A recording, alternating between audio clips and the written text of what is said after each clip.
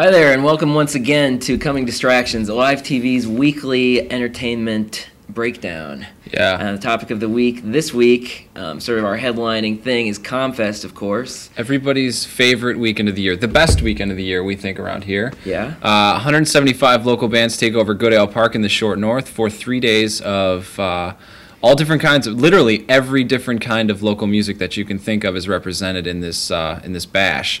I'm personally looking forward to Hugs and Kisses, number one. For people who haven't heard of this band, they're playing Saturday, 2:45 on the Live Arts stage. We've written about them before, so you should be a little familiar. It's a performance art / punk rock / hip hop trio who put out a fantastic album this year called The Casualties of Happiness. And the cool thing about the group is even if you've seen them before, you can always go again, and they're doing something completely fresh and pretty wild. Yeah, they sort of put together a different script for every one of their shows, bring in a bunch of their friends to sort of tell this story. The last time I saw them, they had this story about this contest to go to Hollywood, and the toilet ended up winning. Yeah, the toilet was a character, and I've heard something about a giant bird and some governmental corruption coming up for their show Saturday. What are you looking forward to? Hugs and Kisses label mates on Man Up Music, the Lindsay, are playing Saturday night at 9 on the off-ramp stage.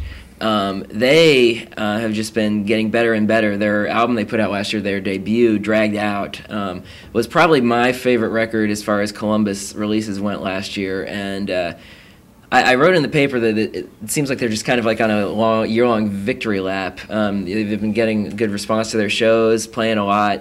But I kind of hope that they bust out and do some touring and get the music outside of Columbus. But in any case, the show Saturday night at 9 on the off-ramp stage, the Lindsay, should be really great stuff. Should be I know fantastic. You've got some more recommendations. Yeah, time and temperature 8:40 Friday on the Solar stage, and if you probably haven't heard of Time and Temperature because Valerie Glenn, who is the lone woman behind this wonderful project, is fairly reclusive, and in order to get a recorded material to write about her show, I had to track down a cassette tape of pretty lo-fi demos from her friend. But these things are really great. If you guys are fans of Cat Power, you had mentioned that she borrows a lot from Cat Power, and I see that too. Singer-songwriter stuff. She does some effects on top of that, but it's just like she's got a great sense of melody and just a really hauntingly beautiful voice.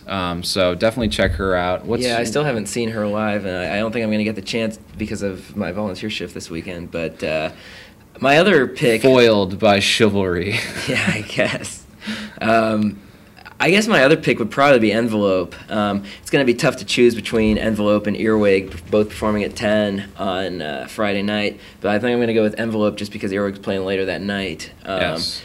Envelope, of course, being Tony Collinger, the local MC, makes some of the most entertaining rap music I've heard coming out of Columbus. It's really funny stuff, but it's also really insightful. He manages to touch on a lot of sort of touchy political and societal things without being too offensive, in my opinion. Or heavy-handed, too. Yeah, exactly. Really, it talks about religion and politics and all kinds of stuff without coming off like a jerk or a pompous blowhard. So normally not acceptable in polite conversation, Collinger pulls it off. Also, what the great thing about Comfest is the Comfest after parties, because everybody's already in the Short North. People just, once the lights get turned off in the park, they turn elsewhere. Little Brothers Friday night, Earwig, Necropolis, Church of the Red Museum. That's going to be a great show.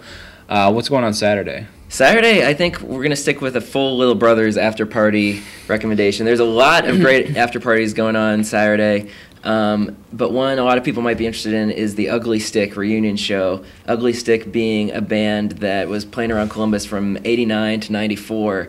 They kind of combine a lot of the 80s college rock, country punk, sort of the REM style jangle pop into this kind of collaborative thing that became really influential in what Columbus underground rock is known as, the sort of Cowtown sound you always hear about. Sure. I guess I was only, I was in grade school when they were playing, but all the writers who, were around to witness it said that they were really important and really good. So their reunion show Saturday at Little Brothers should be Yes. one to check out. And don't forget to stop by the Alive booth to pick up Swinging Sounds of Columbus 2007. That is our 5th local music compilation. We've got about 2,000 copies left, and we're handing them out for free. It's 15 local bands who are on there. We got rap, rock, indie, metal. It's great. So definitely come by for your free copy of that. Cool. So we were running out of time here, but we should mention you should definitely check out the Alive blogs too. Yep.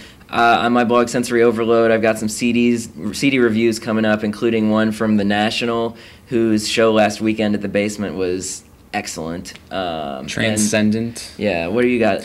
I got a review of Silver Surfer, I've resurrected my song of the day, which I will be keeping up more diligently than I have in the past. So with that, I'm John Ross. I'm Chris DeVille. Be sure to check all the Alive blogs, columbusalive.com, and we'll see you at Comfest. Absolutely.